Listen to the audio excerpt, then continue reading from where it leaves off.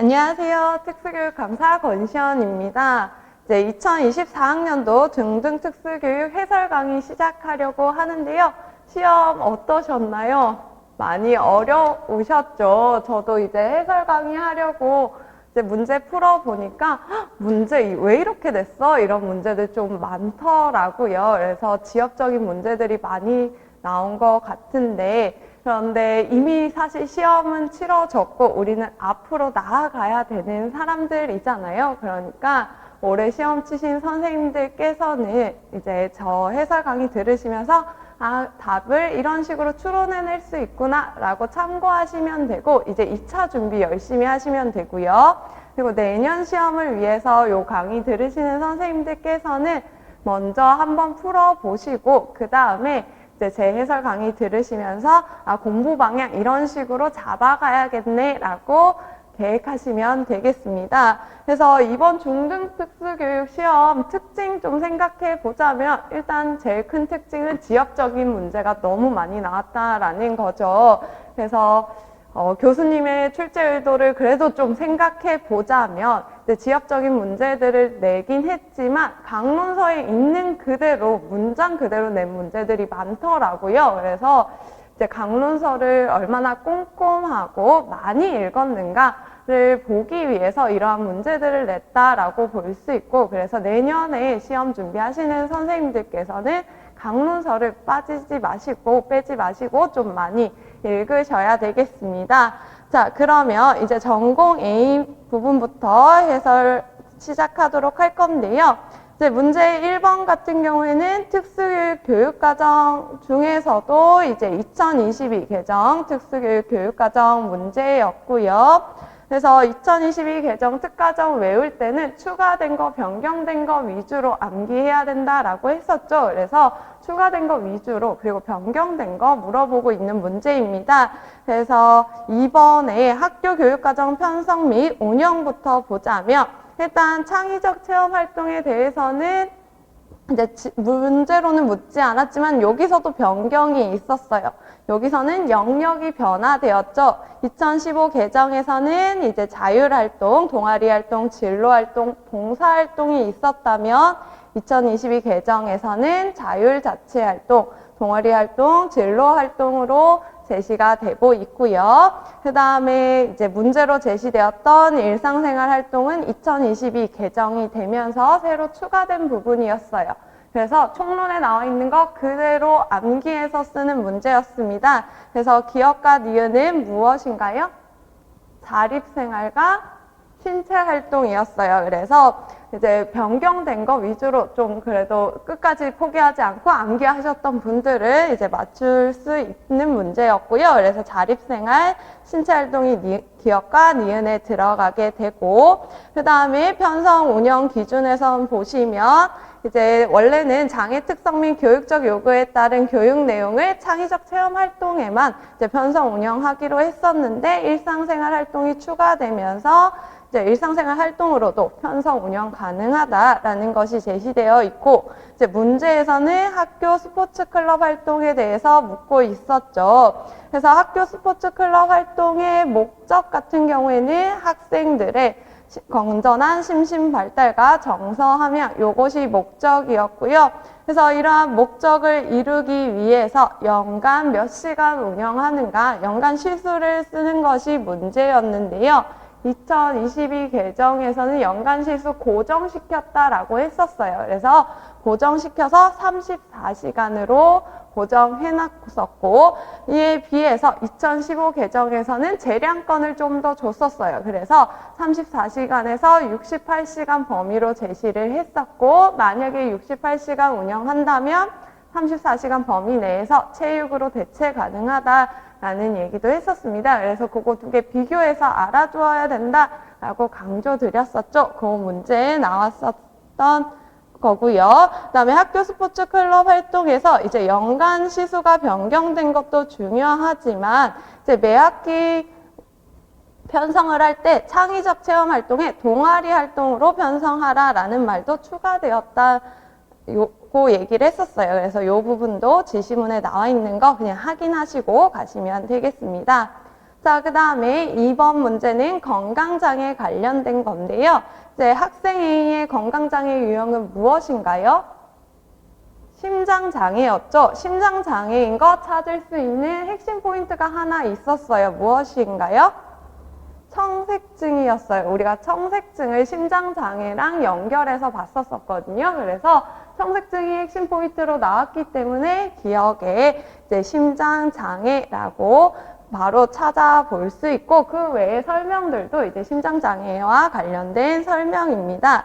그 다음에 이제 병원 학교에 대해서 물어보고 있죠. 그래서 병원 학교가 어떨까요? 라고 하면서 병원 학교가 무엇인지 정의되어 있고, 그 다음에 병원 학교의 목적과 제공해야 되는 지원들이 제시되고 있는데요.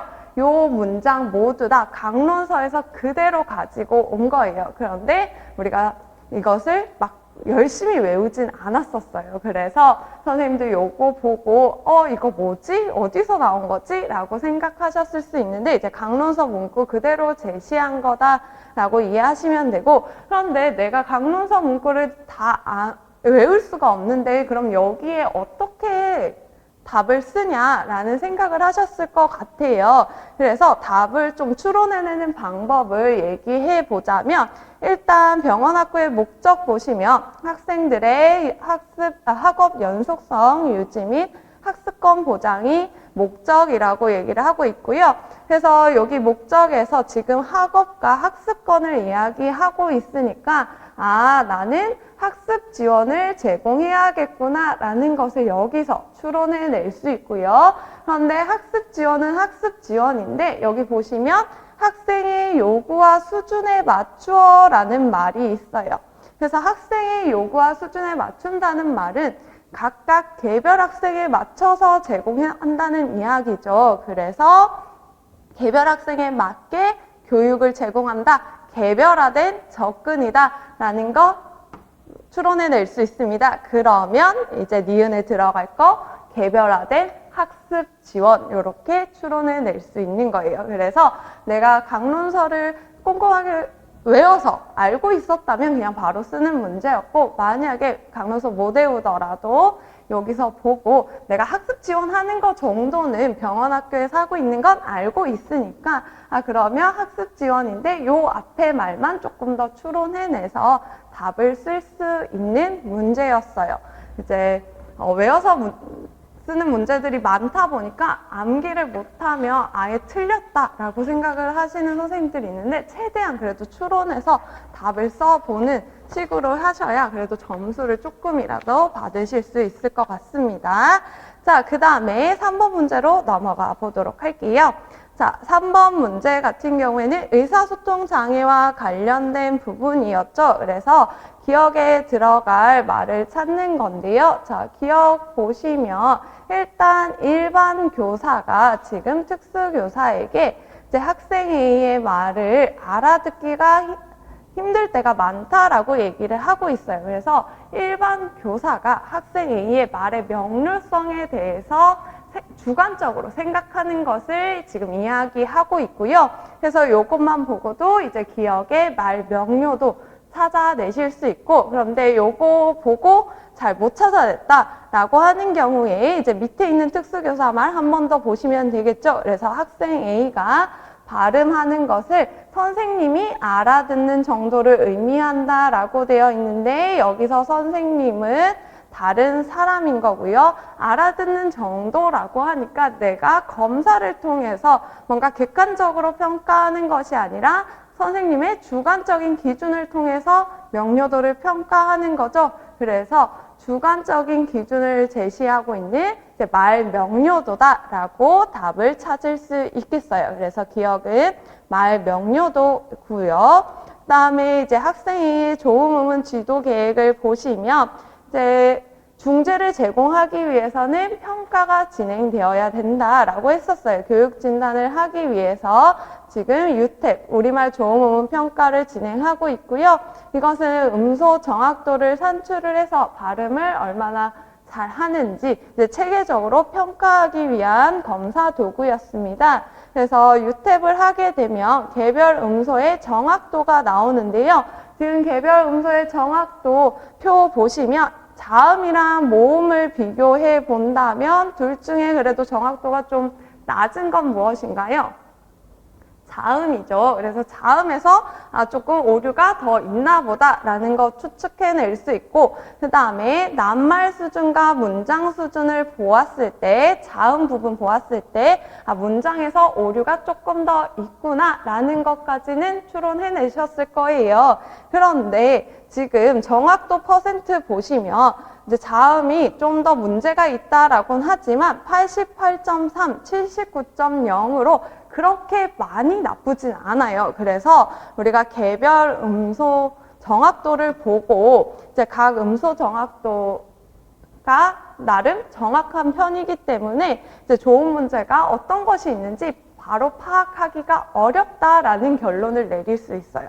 그러니까 이게 이제 자음, 모음 비교하고 낱말, 문장 비교하는 것도 중요하지만 이제 퍼센트도 봐서 어느 정도 정확도인가라는 것도 확인해 보셔야 되고요. 그러면 이걸 가지고 선생님들 뭔가 중재를 제공한다라고 했을 때 자음에서 조금 문제가 있네, 문장에서 조금 문제가 있네, 요거까지는 알 수 있지만 그래서 뭘 중재해야 되지? 라는 것은 파악하기가 어려운 게 이제 결과 부분이에요.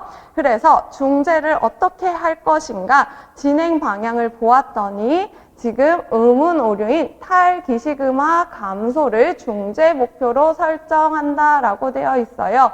우리가 탈기시음화 어디서 사실 봤나요? 음운 변동 오류에서 봤죠. 그래서 대치 부분에서 이제 조금 더 구체적으로 음운 변동 오류가 무엇인가라고 했을 때 찾아내는 유형들 중에 하나였어요. 그래서 지금 음운 변동 오류를 줄이는 것을 목표로 하는구나 라는 걸 찾을 수 있고요. 그러면 음운 변동 오류를 줄이는 거 음운 변동 접근법 바로 연결해 낼 수 있습니다. 그거 외에도 또 하나의 단서는 한 번에 여러 개의 음소를 동시에 수정하는 거죠. 그래서 한 번에 여러 개의 음소를 동시에 수정하는 것이 또 음운 변동 접근법의 특징 중에 하나였어요. 언어 인지적 접근법이기 때문에. 그래서 요거 두 개를 가지고 이제 음운 변동 접근법이다라고 찾아낼 수 있어요. 그런데 이제 선생님들 중에서 저한테 이제 변별자질 접근법이 아니냐라는 질문을 하신 분들도 계신데요. 이제 변별자질 접근법이 아니라 음운변동 접근법인 것을 확인하기 위해서 우리 요것만 해설지 잠깐 이쪽 보고 지나가도록 할게요. 자, 이쪽 보시면 이제 제일 위에 3번이 나와 있고요. 이제 음운변동 접근법 부분만 보자면요. 음운변동은 단어 내부에서 말소리가 바뀌는 현상을 이야기했어요. 그래서 이제 원래는 요거 읽으면 우리가 그대로 읽으면 요렇게 읽어야 되는데 우리가 발음을 할 때는 요런 식으로 발음이 되죠. 그래서 원래 우리말에 이제 말을 할 때 좀 더 편하게 하기 위해서 음운 변동이 자연스럽게 일어나요. 그런데 아이들 같은 경우에 이제 원래 있던 음운 변동 규칙에서 벗어나서 이제 음운 체계를 수정하거나 단순화하는 비정상적인 음운 변동 현상이 나타나게 됩니다. 그런데 이것이 이제 조음 음운 장애 학생들 같은 경우는 계속 지속되기 때문에 조음 문제가 생기는 거였고요. 그래서 이러한 아이들에게서 비정상적인 음운 변동 오류 유형을 발견을 한다면, 그러니까 우리가 음운 변동 오류로 외웠던 거, 뭐 대치에서 조음 위치 변화됐다거나 아니면 조음 방법, 기식도와 긴장도 이런 변화들이 일어난 것이 발견된다면 그런 아이들 같은 경우에 하나하나 음소를 고쳐주기보다는 이제 비정상적인 음운 변동을 제거해서 여러 개의 오류음을 동시에 수정해 줄 수 있다. 이것이 음운 변동 접근법이다라는 것이고요.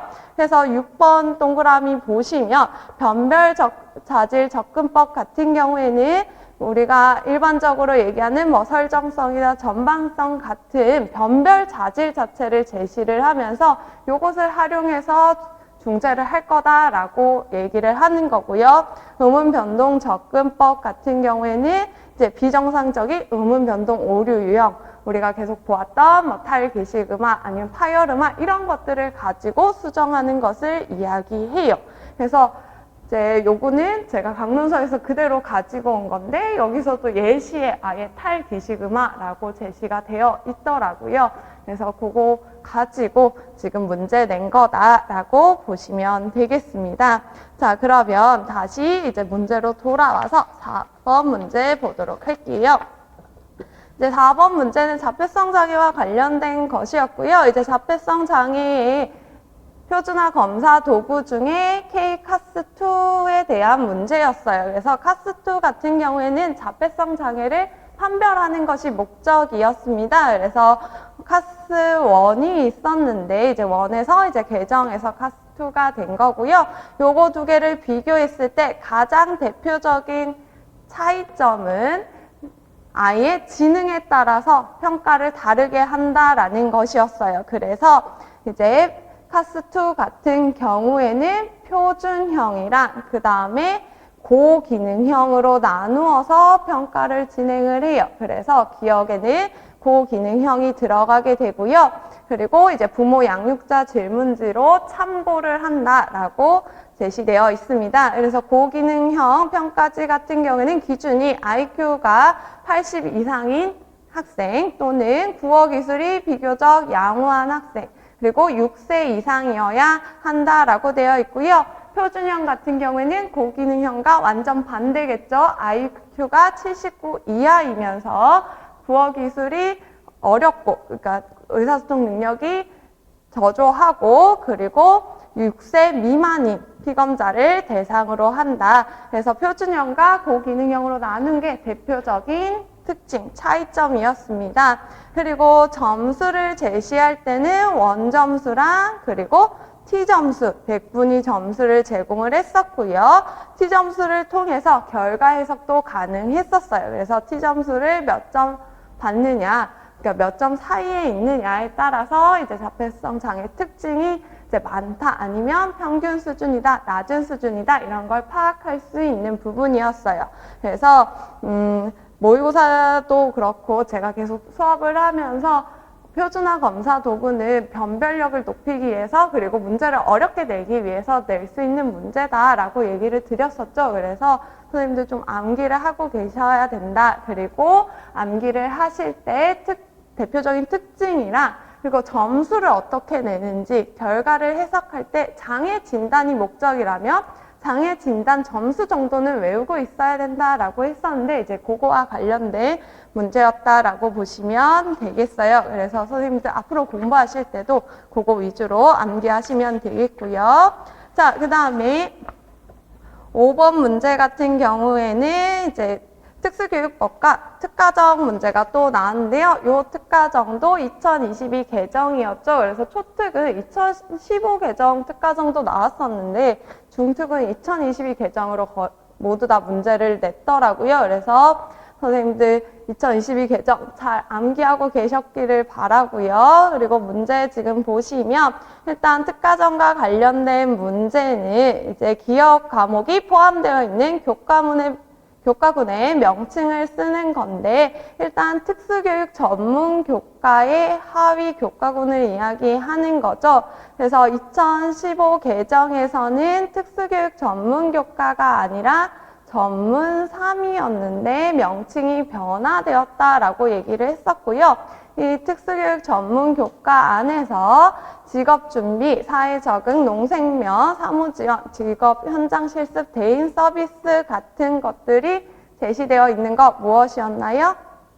직업 생활이었어요. 그래서 직업 생활이 기억에 해당하는 교과군이 될 거고요. 그리고 특수교육 전문 교과에는 직업 생활 말고 일요도 있다라고 했었습니다. 그런데 일요는 이제 시각장애 학교에서 하는 것이니까 이제 여기서는 일반적인 지금 직업과 생활 기술에 대해서 이야기하고 있어서 직업 생활이다라고 유추를 할 수 있고요. 그리고 요것도 보시면 2015 개정에서는 원래 직업이었어요. 그래서 지금 명칭이 변화된 거에 대해서 묻고 있는 거 아실 수 있겠습니다.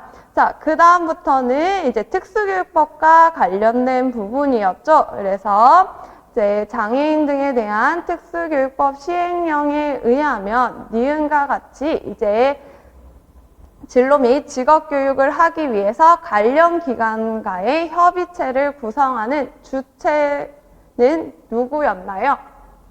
특수교육지원센터였어요. 그래서 특수교육지원센터에서 진로 및 직업교육을 많이 진행을 한다라고 얘기를 했었고, 그런 것을 진행을 하면서 다양한 기관들과 협의체를 만들어서 협력을 한다라고 했었습니다. 그래서 니은에 해당하는 주체는 특수교육지원센터라고 쓰시면 되고요.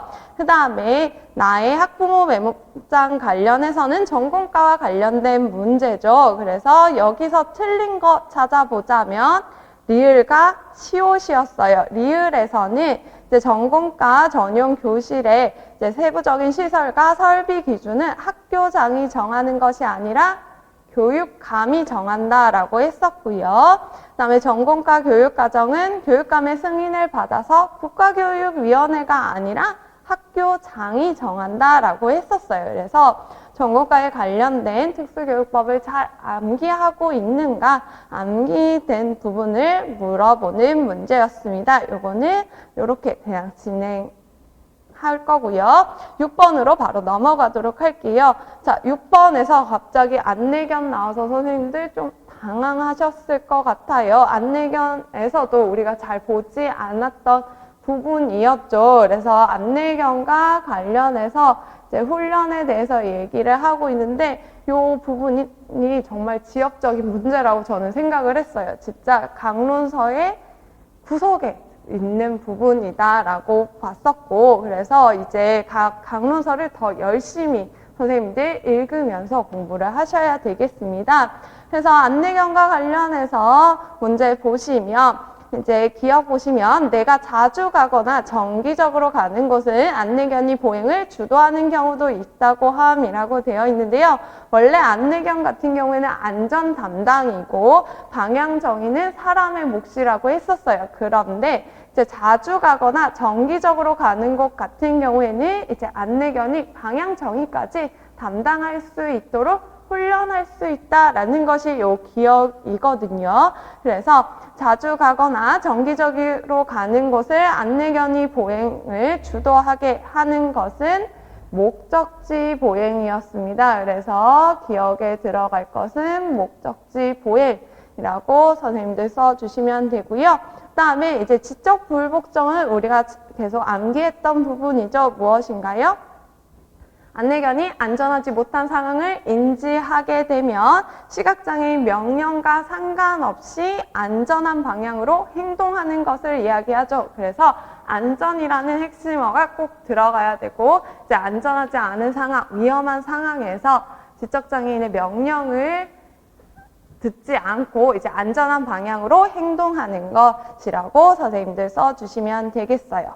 그리고 이제 보행을 할 때에는 우리 시각장애인 같은 경우에는 흰 지팡이를 통해서 촉각적인 정보도 받아들이지만 청각을 활용해서도 보행을 할 수 있다라고 얘기를 했었고요.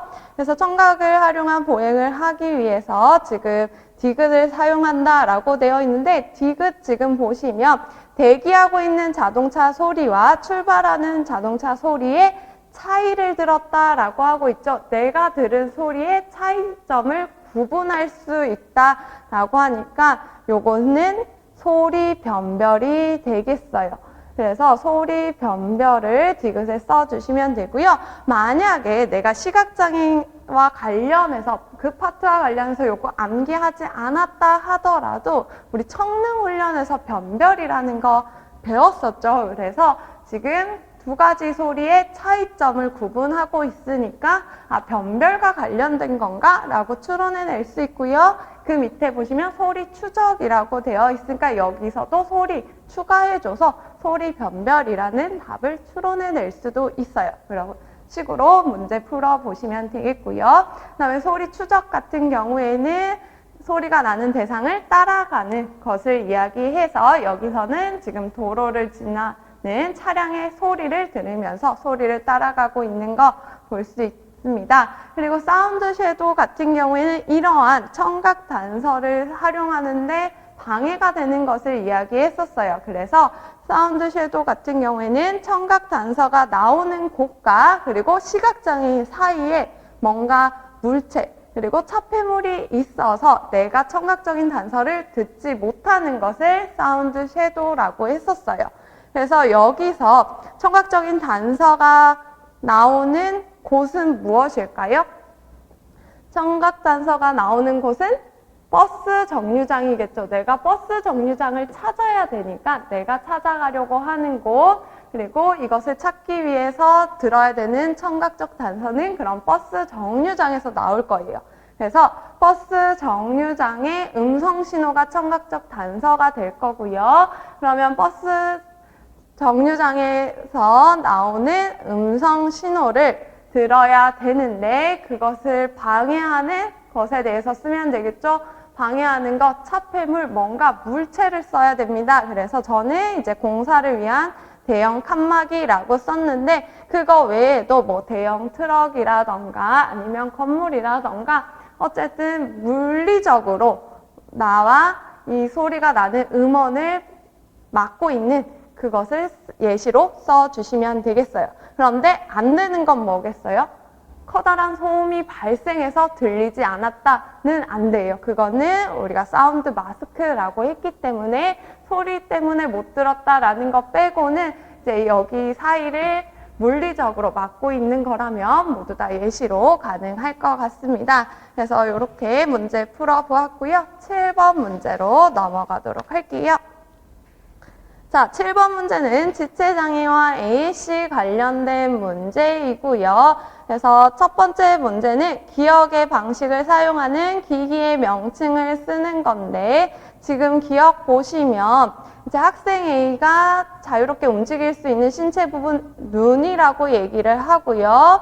그래서 기기에 있는 작은 카메라로 눈동자의 움직임을 찍고 그 방향을 읽어서 마우스 포인터를 움직이는 것을 이야기해요. 그래서 카메라를 활용해서 학생의 안구 움직임을 파악해서 마우스 포인터 조정하는 거 아이 게이지 시스템이라고 얘기를 하고요.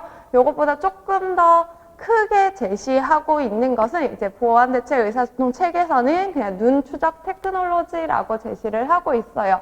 그래서 이것도 아마 답이 될 것 같습니다. 그래서 아이 게이지 시스템이나 눈 추적 테크놀로지 써주시면 되겠고요. 그래서 요거의 특징은 이제 카메라를 활용해서 안구 움직임 파악해서 마우스 포인터, 그러니까 커서를 움직이는 거다라고 보시면 되겠어요. 그 다음에 이제 밑에서 보시면 직접 선택과 관련된 것이 나오는데요. 이제 직접 선택과 관련해서 니은 전략 뭐 하셨나요?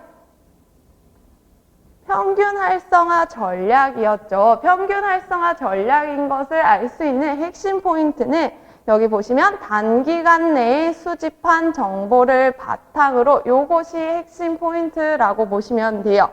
이제 단시간 내라는 것은 이제 학생이 어떠한 선택을 위해서 움직임을 했는데 그걸 가지고 단시간 내에 학생이 하는 것을 보고 그것을 바탕으로 기준을 세웠다라고 보시면 돼요.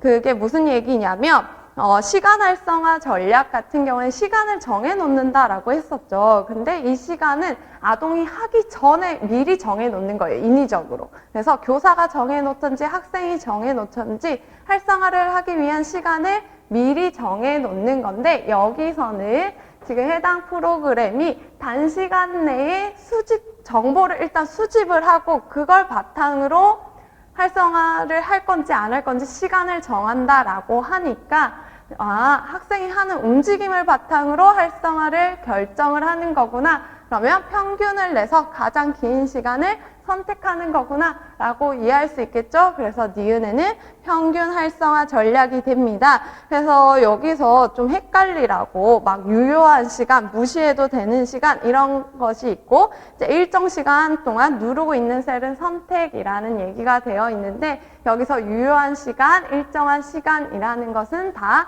가장 오래 지속한 시간으로 해석을 하시면 돼요. 그래서 이제 단시간 내에 평균 내서 가장 오래 지속한 시간은 선택을 하고 그 외는 무시하는 평균 활성화 전략이다 라고 보시면 되겠습니다. 그 다음에 이제 요 디귿 문제 선생님들 어려우셨죠. 이제 몸의 정중선에 AC 기기나 모니터 위치하도록 하는 것이었는데요. 이거 하면 우리 항상 원시반사 생각했었는데 원시반사 사용하지 말라 그래서 당황하셨을 것 같아요. 그런데 이제 생각해 보면 일단 첫 번째로 우리가 AC 기기나 모니터를 사용을 할 때 가장 이상적인 자세, 좋은 자세에 대해서 이야기를 했었어요. AC를 활용할 때 가장 좋은 자세는 대칭적인 자세입니다. 어떤 활동을 하든지 가장 좋은 자세라고 얘기했을 때는 몸의 정중선을 기준으로 대칭적인 자세를 이야기하기 때문에 이제 그것과 연결을 해서 하나 써주시면 돼요. 그래서 AC를 사용하는 데 있어서 이상적인 자세는 대칭적인 착석 자세이기 때문에 몸의 정중선에 AC 기기나 모니터를 위치하게 하면 좋다라고 쓰시면 되고요. 그 다음에 두 번째 또 다른 걸 써야 되죠. 그걸 무엇을 쓸까 하고 봤을 때 학생 B의 특성을 가서 보시면 GMFCS 5단계가 있어요. 이거 그냥 주지 않았겠죠. 그래서 요거 활용해서 쓰시면 되는데요. 지금 5단계 아이들은 자세 유지가 어렵다라고 했었어요. 그래서 자세 유지가 어려우면 다른 자세가 어려우니까 체간이 자꾸 한쪽으로 기울어지는 이제 그러한 상태가 나타날 수 있어요. 그래서 체간이 한쪽으로 기울어지는 것을 방지하기 위해서 우리 AC 기기를 정중선에 놓을 수 있다라고 쓸 수 있습니다. 그래서 GMFC 5단계에 활용해서 하나 쓰시고 그다음에 AC 자체를 활용을 해서 이제 이상적인 자세로 답을 하나 써주시면 되겠어요. 그렇게 두 개 이유 써주시면 되겠네요. 그 다음에 이제 8번으로 넘어가서요. 8번은 이제 지적장애 진단평가 관련된 건데요. 이제 여기서 나오는 검사도구, 표준화 검사도구 이번에 두 문제나 나왔어요. 그래서 표준화 검사도구는 다 적응행동을 진단하는 도구들을 이야기하고 있고요. 이제 사회성숙도 검사 같은 경우에는 0세부터 만 30세를 대상으로 적응행동을 진단하기 위해서 자조, 이동, 작업, 의사소통, 그리고 자기관리, 사회화를 검사한다 했습니다. 그래서 기억에는 자기관리가 들어가게 되고요. 그다음에 검사 실시 방법은 이제 필검사를 잘 아는 보호자나 가족과 같은 제3자에게 면담을 실시를 해서 검사를 한다라고 되어 있는데 면담을 했을 때 만약에 정보를 제공해주는 사람의 말이 잘 믿기지 않는다. 부모님들 중에서 뭐든 다 잘한다라고 하시는 분도 있고 아니면 기준이 너무 높아서 뭐든 못한다라고 할 수도 있죠. 그런 경우에는 이제 아이를 직접 만나서 관찰해서 평가할 수 있다라고 했었어요. 그 부분이 디귿에 나오고 있죠. 그래서 정보 제공자의 응답을 믿기 어려운 경우에는 직접 만나서 행동을 관찰하고 판단하는 것이 좋음. 요거 맞는 설명이고요. 그 다음에 사회성숙도 검사에서는 원점수, 사회연령, 사회지수를 제시를 하는데 우리가 지수 점수 같은 경우에 표준화 검사 도구에는 대부분 평균은 100, 표준 편차는 15인 표준 점수를 사용한다라고 했었어요. 그래서 여기서도 평균은 100, 표준 편차는 15인 점수를 사용을 하고 있고요. 그렇기 때문에 사회지수가 70점이라면 이제 마이너스 2 표준 편차에 해당하는 게 아니라 마이너스 표준 편차보다 이하에 해당을 하게 되죠. 그래서 리을이 틀린 설명이다. 마이너스 2 표준 편차 이하다라고 선생님들 써주시면 되겠습니다. 자, 그 다음에 이제 지역사회 적응 검사 같은 경우에는 만 5세 이상의 지적장애인과 자폐성 장애인을 대상으로 이제 적응 행동을 검사하는 거고요. 검사 영역에는 기본생활, 사회자립, 직업생활이 있어요. 그리고 지역사회 적응 검사의 실시 방법을 아까 사회성숙도 검사는 제3자에게 면담을 했다면 얘는 검사자가 질문을 하고 피검자가 대답하는 형식으로 진행이 된다라는 것이 강론서에 나와 있는 문장이고요. 그래서 검사 실시 방법에 이제 검사자가 질문하면 피검자가 대답하는 형식으로 진행됨이라고 쓰시면 되고, 그런데 요거의 또 특징 중에 하나가 그림을 이용해서 평가를 하는 거였어요. 그래서 강론서에는 따로 나와 있지 않지만 검사의 대표적인 특징 중에 하나가 그림을 활용해서 적응 기술을 평가하는 거기 때문에 그걸 쓰셔도 정답이 되겠습니다. 그래서 그 둘 중에 하나 써주시면 되고요. 그다음에 검사 결과로는 이제 원점수, 한산 점수, 영역별 지수, 적응 지수를 제시를 하는데요.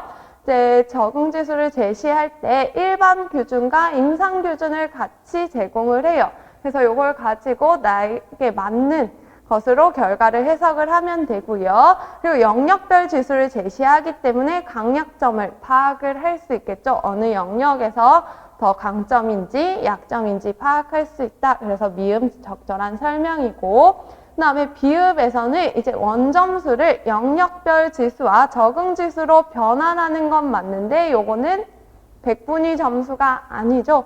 표준 점수로 우리가 변환을 하게 됩니다. 그런데 표준 점수 중에서도 평균 100, 표준 편차 15인 표준 점수로 변환을 하기 때문에 이거를 우리가 능력 점수라고 암기를 했었어요. 그래서 표준 점수 또는 능력 점수라고 써주시면 답이 될 것 같습니다. 자, 이렇게 해서 이제 표준화 검사 도구 한 번 더 봤고요. 9번으로 넘어가 보도록 할게요. 자, 9번은 학습장애와 관련된 거고요. 이제 아래에 답을 쓸 자리가 없어서 위에다가 답을 같이 제시를 했어요. 이제 보시면 이제 학습장애 문제 중에서도 지금 학습장애 학생 A의 특성 보시면 이제 다른 데는 오류가 딱히 없는데 읽은 내용을 이해하는데 어려움이 있다라고 얘기를 하고 있죠. 그래서 지금 읽기에서 어려움이 있구나. 그래서 읽기이해와 관련된 지도를 하고 있구나라고 이제 맥락을 제시를 하고 있고요. 그래서 읽기이해를 지도하기 위해서 일단 글의 구조를 파악하고자 했는데 지금 글의 구조 보시면 일단 고체와 액체는 설명글이고요. 그래서 설명글의 구조를 찾는 건데요. 여기서 선생님들 뭐 찾으셨어요? 비교 대조형 찾으셨나요? 왜 비교 대조형이냐면 일단 고체와 액체에 대해서 제시를 하고 있는데 두 번째 문단에서 이에 반해라는 말이 나오고 있어요. 우리 이에 반해라고 얘기할 때 대부분 뭔가 차이점을 제시할 때 사용을 하죠. 그래서 요걸 가지고 비교 대조형이구나 바로 빠르게 찾을 수 있고요. 요거 가지고 찾았을 때 좀 불안하다라고 하면 단서를 또 찾아보면 지금 고체와 액체에 대해서 설명을 하고 있는데 고체의 모양이나 부피는 쉽게 바뀌지 않고 그런데 이제 액체 같은 경우에는 모양은 쉽게 바뀌지만 부피는 변하지 않는다라고 하면서 모양과 부피 변화와 관련해서 고체와 액체가 가지는 특성을 제시하면서 차이점을 제시하고 있어요. 그래서 요걸 보고도 이제 비교 대조형이라고 볼 수 있고요. 나 요거 보고도 불안해서 모르겠다, 비교 대조 못 쓰겠다 라고 하시면 밑에 보시면 그래픽 조직자 보고도 단서 찾을 수 있습니다. 지금 그래픽 조직자 보시면 차이점 제시되어 있고 공통점 제시되어 있죠. 공통점과 차이점을 가지고 지금 글을 이해하고 있네. 얘 비교 대조형이구나 라고 찾을 수 있어요. 그래서 기억은 비교 대조형 구조인 거 찾을 수 있고요. 그 다음에 이제 니은을 활용하기 같은 경우에 이제 그래픽 조직자 요것이 무엇이냐라고 묻는 거고요. 그래서 고체와 액체라고 하면서 제목 제시되어 있고 이것은 이제 큰 개념이라고 볼 수 있겠죠. 그 다음에 하위 개념인 고체와 액체가 제시되어 있으면서 각각의 특성들이 나와 있고 차이점과 공통점을 제시한다. 요 그림 그대로 나와 있던 그래픽 조직자가 있었어요. 무엇이었죠? 개념 비교표였어요. 그래서 얘는 개념 비교표다라고 보시면 되겠네요. 자, 그 다음에 내려가서 어려운 내용과 단어를 파악하는 건데요. 이제 어려운 내용과 단어 파악을 할 때 이제 문맥을 사용할 수도 있고 단어 형태를 분석해서 단어를 파악할 수도 있다라고 해요. 그래서 문맥 분석은 앞뒤 문장 읽어보아서 이제 유추하는 것을 얘기를 하는 거고요. 이제 단어 형태 분석 전략이라는 것은 단어 안에 있는 형태소를 분석을 해서 모르는 뜻을 파악하는 것을 이야기합니다. 그러면 단어 형태 분석이라고 하니까 한가운데라는 것을 형태소를 분석해 봐야겠죠. 형태소 분석하면 한과 가운데로 나눌 수 있고요. 이제 한은 관형사, 가운데는 명사예요. 이렇게 형태소를 분석했을 때 지금 아이가 한가운데를 몰라요. 그러면 요걸 분석을 하고 이걸 가지고 한가운데라는 뜻을 추론해야 되겠죠. 그러면 이거 둘 중에 아이가 알 법한 뜻은 뭐예요?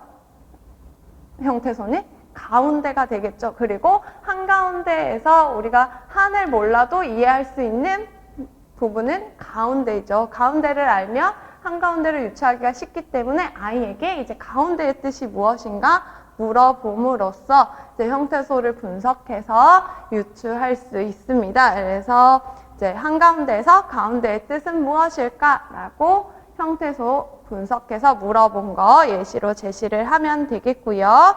그 다음에 리을 같은 경우에는 이미 알고 있던 내용, 더 알고 싶은 내용, 그리고 오늘 알게 된 내용 기록하는 거, 이거 무슨 전략이죠? KWL 전략이죠. 그래서 KWL 전략 리을 써주시면 되겠어요. 그렇게 문제 풀어보시면 되고요. 이제 10번 문제 같은 경우에는 이제 청각장애와 관련된 부분인데요. 지금 청각장애와 관련해서 학생 A의 특성 보시면 왼쪽 귀가 60dB이고 오른쪽 귀가 90dB이에요. 그래서 지금 비대칭성 난청이다라는 것을 우리가 찾아낼 수 있고 여기 지금 보시면 왼쪽 귀와 오른쪽 귀 중에 어느 쪽 귀가 더 좋은 쪽 귀인가요? 왼쪽 귀죠. 그래서 왼쪽 귀가 더 좋은 쪽 귀인데 지금 60dB의 역치를 가진대요. 그래서 좋은 쪽 귀긴 하지만 왼쪽 귀도 중고도 난청이구나. 그래서 난청이 심하구나 라는 거 파악할 수 있고 이제 나쁜 쪽 귀는 아예 90dB로 농이다. 그래서 소리로 정보를 알아듣기가 매우 어렵다라는 거 알 수 있어요. 그래서 이제 중고도 난청, 농 이렇게 해서 비대칭성 난청이네. 우리 비대칭성 난청에는 어떤 보청기 사용할 수 있다 그랬죠? 크로스 보청기 사용할 수 있다 그랬죠? 그래서 크로스 보청기인 거 찾아내실 수 있었을 거고요. 그런데 크로스 보청기도 하위 유형들이 있었어요. 그거 중에 무엇인가 라고 생각했을 때는 여기서 지금 찾아낸 중고도 난청인 거 고려해서 쓰시면 돼요. 그래서 좋은 쪽 귀가 중고도 난청으로 이제 손상이 심하다라고 하는 경우에는 바이크로스 보청기 쓰기로 했어요. 그래서 이제 비대칭성 난청인 것만 가지고 크로스 보청기를 쓰기에는 이 아이의 청력 역치가 너무 자세히 제시되어 있기 때문에 이 60dB인 중고도 난청을 파악해서 바이크로스 보청기로 선생님들 작성을 해 주시면 되겠습니다. 그 다음에 이 바이크로스 보청기를 착용했을 때 효과를 써라 라고 되어 있는데요. 효과 같은 경우에는 학생의 어려움을 가지고 쓰시면 돼요. 그래서 학생 지금 어려움 보니까 말소리를 듣고 이해하는 거 어려워한다라고 하고 음원의 위치 파악이 잘 안 된다라고 하죠. 그러면 이것과 연결해서 바이크로스 보청기 효과 생각해 보시면 일단 크로스 보청기 같은 경우에 이제 양측으로 소리 신호가 입력이 되죠. 그래서 아이가 힘들어했던 음원의 위치 파악을 더 잘할 수 있다라는 것이 효과가 될 수 있고요.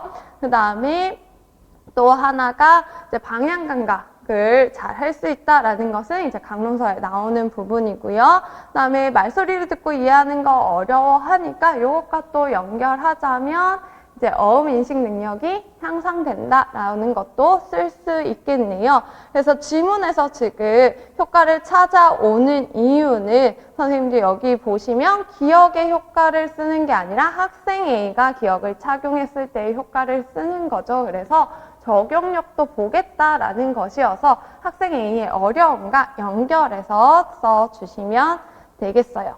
그 다음에 이제 문제에서 계속 보자면 이제 학생 A가 예상하는 전략, 회복하는 전략 사용하도록 지도한다라고 하는데 예상하는 전략은 얘기 전략을 얘기하는 거죠. 그래서 다가올 활동에서 필요한 의사소통을 준비하는 건데요. 지금 다가올 활동, 학예사의 활동 알아보기죠. 그래서 이 활동과 관련해서 필요한 내용이라던가 어휘라던가 질문 이런 것들을 미리 준비한다라고 예시 써주시면 되고요. 그 다음에 회복하는 전략 같은 경우에는 청각장애 학생이 뭔가 낮은 이해력 또는 그냥 아예 잘 들리지 않아서 상대방의 말을 알아듣지 못하는 경우에 사용하는 전략이라고 했었고 반복, 바꾸어 말하기, 간략화 요구하기를 요구하는 게 있었죠. 그래서 요 세 가지 유형 중에 요구하는 것을 사용해서 예시를 써주시면 되겠습니다. 그래서 학예사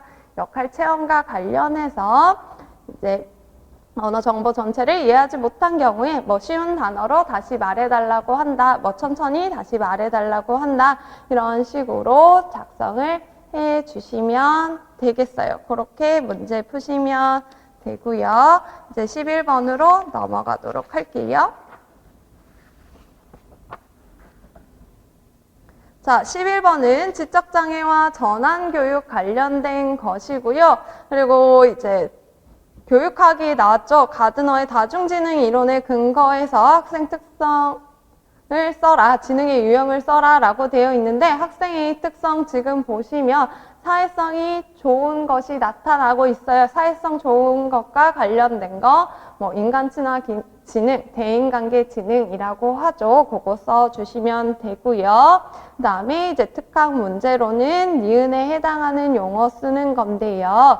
이제 보시면 초인교사 말부터 보도록 할게요. 니은 바로 위에 있는 초인교사 말부터 보시면 이제 초인교사가 학생에게 지금 수업 시간에 카페 관련 직무를 연습시켰더니 그 다음에 어느 카페에 취업을 하더라도 잘 해낼 수 있을 거라고 지금 추측하는 거죠. 수업 시간에 카페 관련 직무 연습했다. 그런 거는 수업 시간에 이제 기술을 가르쳤다라는 것이고 수업 시간에 가르친 기술을 어느 카페에 취업하더라도 어느 지역사회에 가더라도 수행할 수 있을 것이다 라고 믿는 거, 이거 뭐와 관련된 거죠?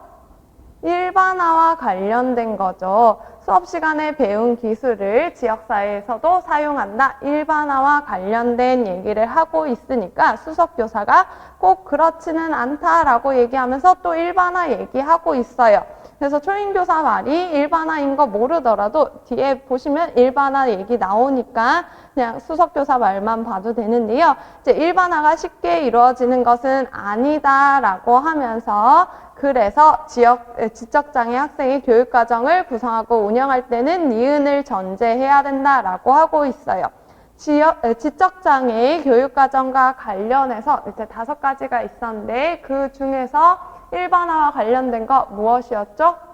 영수준 추측이었죠. 영수준 추측은 우리가 쉽게 말해서 지적장애 학생들은 일반화할 수 있는 확률이 0수준이다. 그래서 처음부터 지도할 때 일반화를 고려해서 지도해야 된다라고 얘기를 했었어요. 그 얘기가 여기에 같이 지금 제시되고 있는 거니까 그리고 일반화라는 핵심어가 있으니까 지적장애 학생 교육과정 얘기할 때 영수증 추측 찾아낼 수 있는 거고요. 그 다음에 다에서는 이제 전환평가와 관련해서 밀러가 제시한 것을 제시하고 있는데요. 밀러가 제시한 전환평가 요소는 5가지였어요. 그래서 첫 번째는 이제 디귿에 나와 있는 학생의 미래 계획을 위한 요구와 목표이고요. 두 번째는 자기결정과 자기옹호 기술에 대한 평가, 그리고 세 번째는 학업 기술과 행동 기술 평가예요. 그래서 그 세 번째 요소를 생각해 보면 미음이 틀린 거 알겠죠? 학업 기술이 아니니 아니라 학업 기술과 행동 기술을 모두 다 평가해야 된다라는 거 요소로 찾아낼 수 있고요. 그 다음에 네 번째로는 이제 생활기술평가예요. 생활기술평가. 그 다음에 다섯 번째는 직업평가입니다. 그래서 직업평가는 나와 있지 않지만 5가지 요소 이렇게 기억을 해 두시고 이제 각각을 보자면 학생의 미래 계획을 위한 요구와 목표는 이제 학생이 미래에 독립적으로 살아가기 위해서 어떻게 지도해야 되는가인 거죠. 그래서 독립적인 삶에는 레크레이션, 여가 요거 중요하다라고 얘기를 했었어요. 그래서 레크레이션 및 여가를 포함한 이제 가정생활, 지역사회 참여 이런 것들을 목표로 평가를 하시면 되고요. 그 다음에 자기결정과 자기옹호 기술에 대한 평가 같은 경우에는 프로그램 중심이 아니라 학생 중심이라고 얘기를 했었어요. 그래서 프로그램이 아니라 학생으로 고쳐주시면 되는데 사실 전환평가 자체가 이제 학생 개개인을 중심으로 하는 것이다 라고 했었으니까 이 부분이 바로 틀렸다라는 거 찾아내실 수 있으셨을 겁니다. 그래서 리을은 이제 프로그램 대신 학생을 중심으로 함, 그리고 미음은 이제 학업 기술과 행동 기술 를 같이 평가해야 되기 때문에 이제 학업 기술 및 뭐 행동 기술 평가라고 고쳐주시면 되고요. 그다음에 생활 기술에서는 이제 일상생활 기술과 사회성 기술 모두 포함되고, 그다음에 여긴 나와 있지 않지만 직업 평가를 할 때는 학생의 직업에 대해서 흥미, 적성, 능력에 대해 평가해서 전환 교육을 실시하시면 되겠어요. 이렇게 문제 푸시면 되고요. 그 다음에 이제 마지막 문제는 정서행동장애와 행동지원 관련된 문제인데요. 일단 기억과 니은에 해당하는 이제 정서행동 모델을 써야 되는데요. 기억 같은 경우에 여기 핵심어 의사에게 먼저 상담, 진단 이런 얘기 나오죠. 이제 정서행동 문제가 의학적인 문제다. 그래서 의학적인 조치를 취해야 된다라고 하는 거니까 신체 생리학적 모델, 생물학적 모델이 되는 거고요. 그 다음에 니은에서는 지금 보시면 혹시 학생 A가 라는 그 문장 부분 보시면 행동을 했을 때 누군가 관심을 줬고 그 행동을 계속 관심을 받아서 지속되는 건 아닐까라는 생각이 들어요 라고 얘기를 하는데요. 행동을 하고 난 다음에 후속 결과로 관심이 나왔다. 그래서 관심이 후속 결과가 되는 거고요. 행동에 대해서 후속 결과의 영향으로 행동이 계속 지속된다라고 보는 거 행동주의적 모델이죠. 그래서 니은 행동주의적 모델이 되는 거고, 또 여기 밑에 기능 파악이라는 얘기도 있는데 행동의 기능을 파악한다라고 하면서 행동 자체에 지금 초점을 맞추고 있는 거죠. 그래서 행동에 초점을 두고 있으니까 행동주의적 모델이라고 볼 수 있겠습니다. 자, 그 다음에 이제 사회적 타당도와 관련된 문제가 나왔어요. 사회적 타당도를 우리 파악하기 위해서 3가지 측면에서 평가해야 된다라고 했었습니다. 중재 목표의 중요성, 중재 절차의 적절성, 그리고 중재 결과의 의미성 측면에서 평가한다. 그래서 리을에는 중재 결과의 의미성 쓰시면 되고요. 그 다음에 디귿을 평가하기 위해서 점검해야 할 내용서라고 되어 있는데요. 중재 절차가 적절한가를 물어보는 것은 윤리적 문제랑 좀 연결해서 생각해 보시면 돼요. 그래서 중재가 강제적이었나 아니면 중재가 위험한 것은 아니었나 이런 걸 평가할 수 있고요. 그리고 중재 절차의 적절성과 관련해서는 또 중재를 내가 적용했을 때 쉽게 절차를 수행할 수 있는가 이것도 들어가게 됩니다. 그래서 중재 적용이 쉬웠는지 중재가 주는 이득이 있었는지 이런 것들을 평가할 수 있어요. 그래서 그 부분 중에 한 가지 작성해 주시면 되겠어요. 그렇게 해서 이제 전공 A 부분 해설 모두 다 끝이 났고요. 선생님도 혹시 강의 들으시면서 궁금한 거 있으시면 개인적으로 또 질문해 주시면 되겠습니다. 잠시 끊고 우리 조금 있다가 전공 B 보도록 할게요.